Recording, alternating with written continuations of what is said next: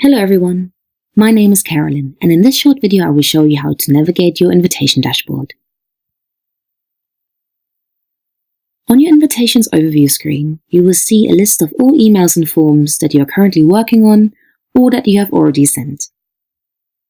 If you have a lot of invitations and want to search for a particular one, click into the search bar on the top right of the page and type in the name of your invitation. To create a new invitation, click on the orange Create Invitation button next to the search bar. You will find all of your different email folders, so your drafts, sent emails, any open or closed standalone forms, as well as archived items on the left-hand menu. Let's focus on the invitation dashboard a bit more.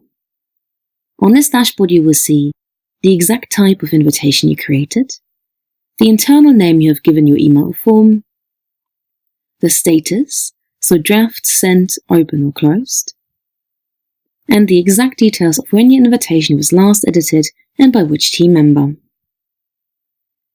You can see a snippet of your email and form reporting stats by hovering over the small reports icon to the right of the browser page.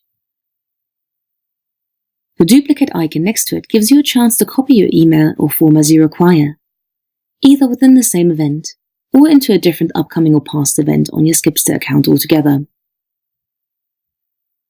While it is not possible to delete your online invitation or form as such, via the dashboard you are additionally able to archive any item that you no longer require by clicking on the little square archive icon.